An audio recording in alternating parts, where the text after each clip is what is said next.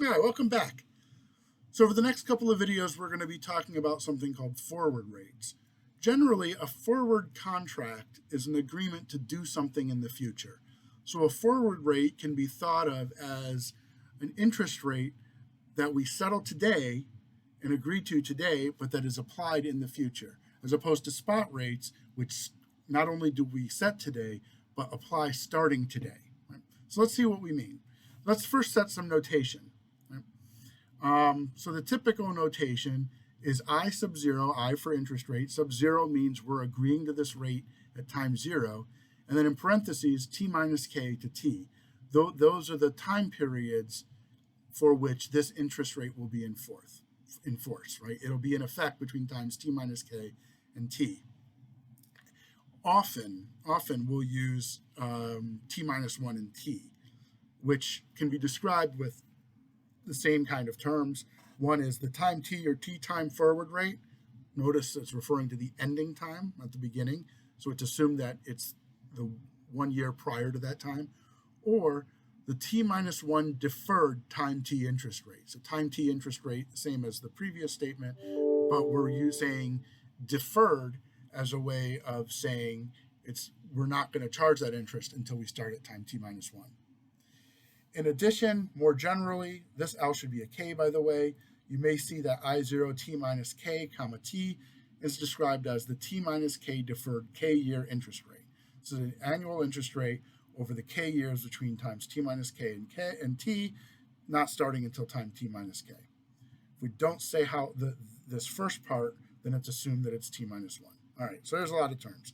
There may be other terms and other notation you see, so as always, use context. So we're going to start just by exploring this concept. So what we're going to do is just look at timelines for a bunch of different examples. So for the first example, I02, comma 3. Well, that's the interest rate in effect from time 2 to 3. Right? Spot rate will go from 0 to the S0 of 3 goes from 0 to 3, except it's raised, it's cubed, right? Because there's 3 time periods. This is just the rate between 2 and 3. I012, similarly, just goes from 1 to 2. Now I'm using the language, the three-year deferred year 4 interest rate. So what that means is it's deferred for 3 years. We don't know, so that means we start at time 3, end at time 4. That's this interest rate. The year 2 forward rate. We are not specifying how long it's deferred, so it's assumed to be only in effect for 1 year, so we go from 1 to 2. And finally, I035. So most of the time, these are just a 1 year period, but in this case, we've got a 2 year period. We run into that.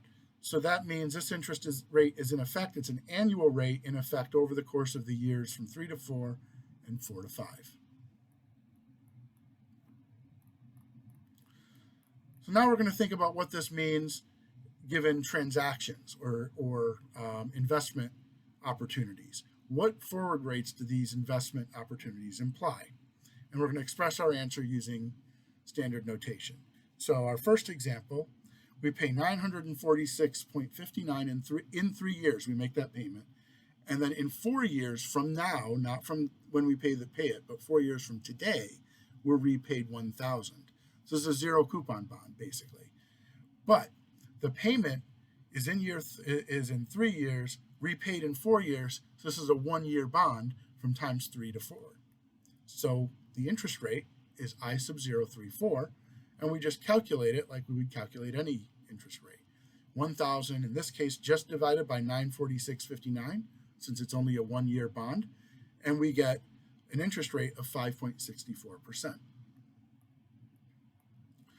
You pay $925.98 in 6 years, repaid $1,000 1 year after. So this is another 1 year interest rate going from years 6 to 7. So it's I06, comma 7, and it's identical to the previous one other than the 6 and the 7, and the numbers, of course. So we get about 8% here. Another very similar example, $998.25 we pay in 2 years, repaid $1,000 at the end of year 3. So this is a 1 year zero coupon bond. It's going to have, it's got a high price, so a very low yield rate. Indeed, it's 0.18%.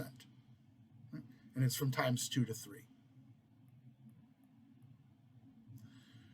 So this one's a little bit different.